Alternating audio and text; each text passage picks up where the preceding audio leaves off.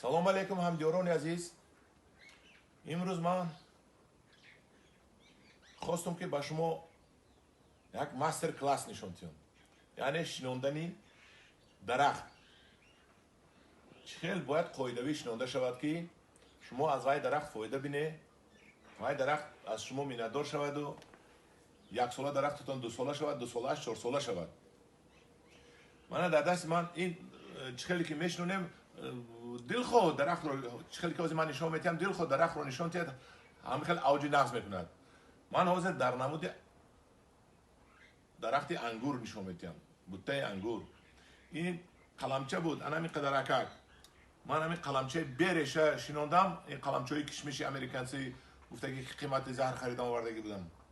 ин ҳава мана бинед ки ин қаламчаи ман дар як сол чӣ хел реша дод, чӣ хел бақувват реша дод. сабабаш чӣ? Сабабаш он ки ҳамин қаламча ман нағз ниё кардам, хоб ниё кардам, озуқа додам, дору додам, оби нағз додам ва ҳозир инам мешинонем ба ҷои доимӣ. ва барои ин мо қаламчаро бояд тайёр кунем. мо қаламчаро мегирем, қисми хоқи болаша бурида мепартоем.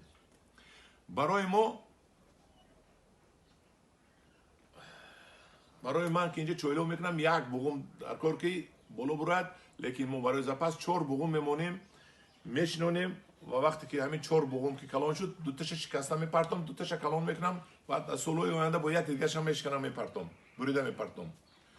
мана бинед, мана инҷа 1 2 3 4 буғум ман мемонам.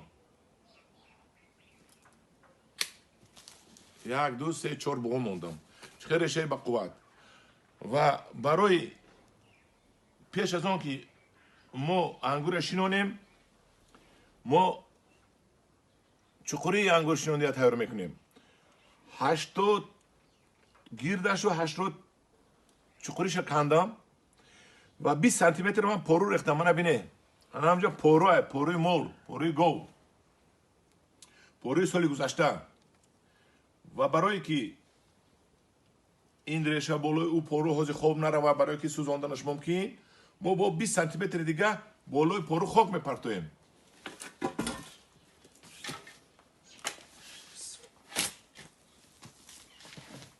ин хок аз се қисми иборат аст. хоке ки ҳозир мо мепартоем. ҳозир якче фаромӯш кардам.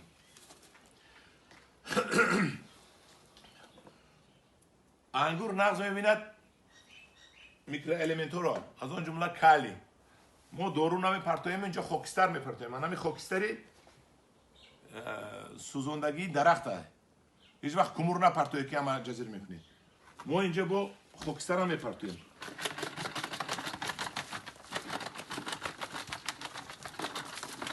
бас ана аз болош хок мепартоем. хоке чӣ хел қайд кардам? 3 қисм аст. хоки рӯи замин, як бели ҳамин рӯи ҳамин замина гирифта омодаги будам, бо аз порӯи кӯҳнаи ҳайвона хуш кардем, гова, ва боз порӯи аз хазон порӯ кардаги будам, растанӣ, он аз сиёҳ. дар дуруни яшик ман гирифта порӯ кардаги будам ку ҳавай хок шуд. мана вая мо истифода мебарем.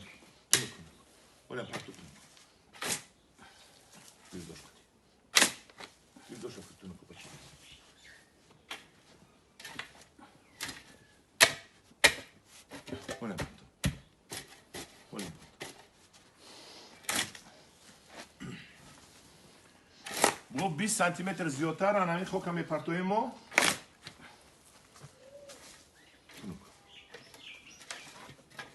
мана ин тайёр шуд. мана ин ангура мо мемонем ҳаминҷа. мо ин ангура оянда бо қади ҳамин қади бардоштанӣ, барои аввал ман пешаки сутума мондам, қади сутум қади бардоштанӣ ва ҳамин хел мемонем ангура ниҳолро. хок парто.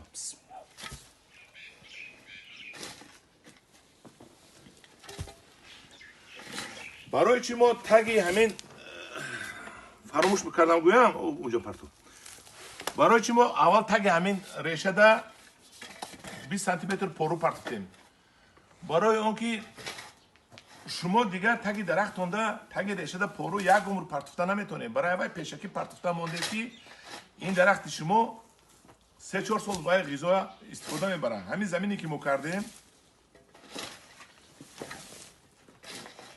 3-4 سال ما دیگر غذا نتیم میشود. غذا اینا ما علاقه تامین کردیم 3-4 سال غذایش رو. و خدا خواهد آینده این درخت ما ممکن در یک سال 3 متر دویده رود. این حال قلمچه بود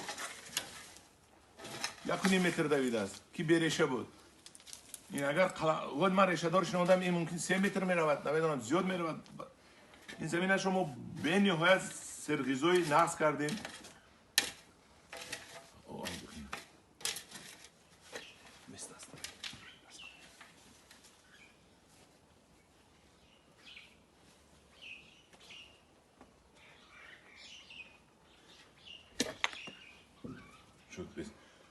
در آخر ما کانتر بقینی رو سو میزنیم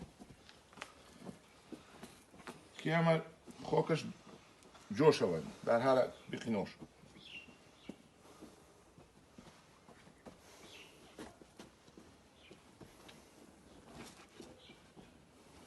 و بعد چیکار میکنیم؟ آب میریزیم.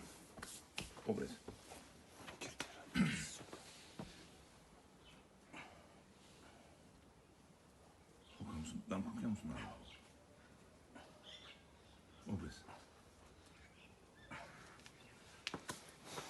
ما باید رو از آب سر کنیم. قید کردم اکسرم که امروز 28 نوامبر سال 2020 است. درخت ها علاقه یک دو مرتبه خنکری گذرانده علاقه خودشان رو گرفتن و شنوندن درخت حاضر بی‌ملال است. من همو آب ریختیم. این آب طعمش با آب میریزیم و زمین رو از آب سر میکنیم.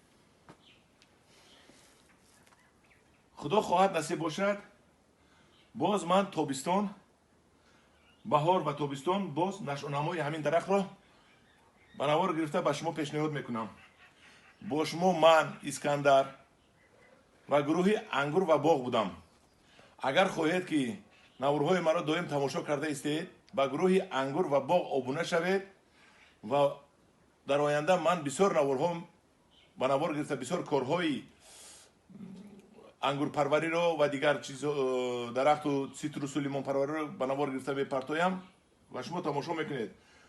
حاضر همین زمین قاق شود من رفته توکا میبرم و چخیل توکا باقا من میبرم به شما نشان میتیم و چخیل در توک از تیرمو زیرش بخینش پارو میپرتاید پوبل میکنید و هم نشان میتیم. حاضر من نشان دادن شنوندن درخت رو به شما نشان دادم. اگر شما همین خیلی نشان درختاتون رو شنونید خدا خواهد از او درخت بهره میگیرید، برکه مییابید. در امان خدا باشید.